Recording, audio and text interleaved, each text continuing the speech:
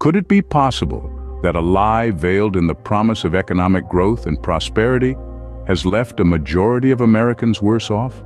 Could the deregulation of the banking industry be that very deception? To understand this, we must journey back to the Great Depression, a time of economic despair.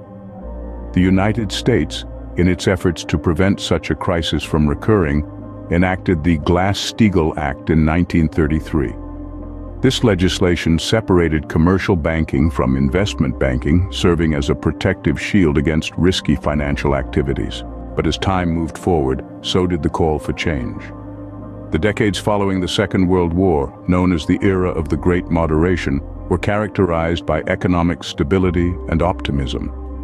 This atmosphere nurtured a belief that deregulation would further boost the economy. In the late 20th century, the walls of the Glass-Steagall Act began to crumble. Financial institutions and politicians argued that the restrictions were outdated, hindering competitiveness in a rapidly globalizing world. Thus, in 1999, the Financial Services Modernization Act, also known as the Gramm-Leach-Bliley Act, was signed into law, effectively repealing the Glass-Steagall Act. The consequences were profound.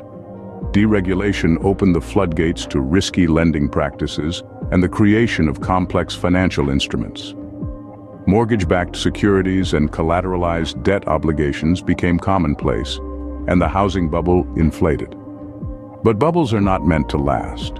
When the housing bubble burst due to subprime mortgage defaults, it triggered a chain reaction that shook global financial markets. The Great Recession of 2007 to 2009 was upon us. The promise of economic prosperity had morphed into a widespread financial crisis, with credit rating agencies' misjudgments and the use of credit default swaps exacerbating the situation. So how did this impact the general population? The consequences were dire. Millions lost their jobs. Homes were foreclosed. Pensions were wiped out. The dream of prosperity turned into a nightmare of financial insecurity for many. In conclusion, the deregulation of the banking industry, a move promised to lead to greater economic growth and prosperity, instead led to one of the worst economic downturns in history. It's a stark reminder that policies promising prosperity must be closely examined for the potential risks they pose to the general population.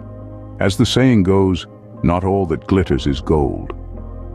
In the case of banking deregulation, the gleam of promised prosperity concealed a much darker reality. It's a lesson about the importance of robust financial regulations and the potential consequences when they're dismantled. Remember, when the stakes are high, it's the average citizen who often bears the brunt of the fallout.